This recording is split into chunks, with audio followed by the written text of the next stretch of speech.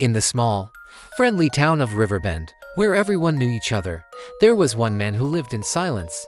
His name was Mr. Garin, but people called him the man who never smiled. He lived alone in a quiet old house at the end of Willow Street, surrounded by tall grass and a crumbling fence. Every morning at 6 sharp, he'd walk to the bakery, buy a single bread roll, and return home without a word, a glance, or a smile. The town's children whispered stories about him. Was he a retired spy? Had he lost his voice? Or had he simply forgotten how to smile? No one knew the truth. But one day, a 14-year-old boy named Leo decided he wanted to find out.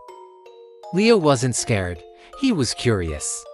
He believed everyone had a reason for the way they acted.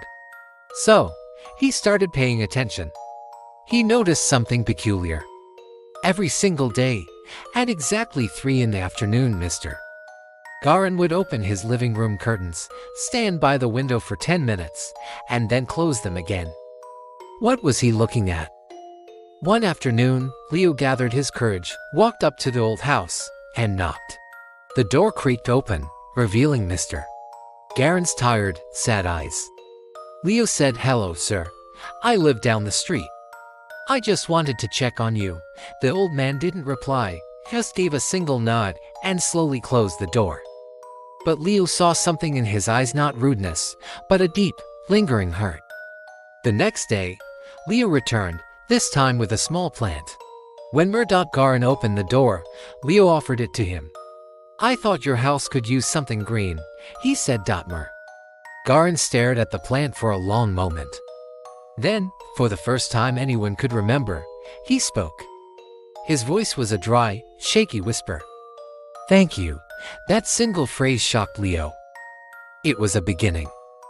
Slowly, the old man started letting Leo into his world. They talked, cautiously at first. Leo asked simple questions. "Do you like music? What do you do all day? Why do you always stand by the window at 3, Mr.?" Garin answered some, skipped others, and sometimes just sat in silence. Weeks turned into months, and Mr. Garin began to look a little less lonely. But every day, at 3 p.m., the ritual continued. He'd open the curtains and stand there for exactly 10 minutes. One day, Leo gently asked the question again. "Mr. Garin, why do you stand there every day?" This time, the old man didn't ignore him.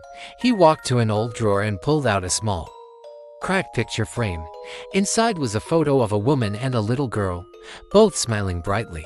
"That was my wife and my daughter," he said softly.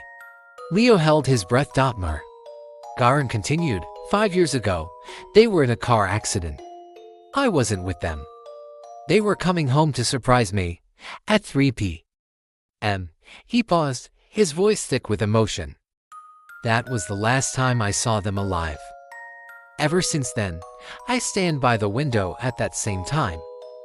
I know they will never come back, but it feels like honoring them, like I'm still waiting."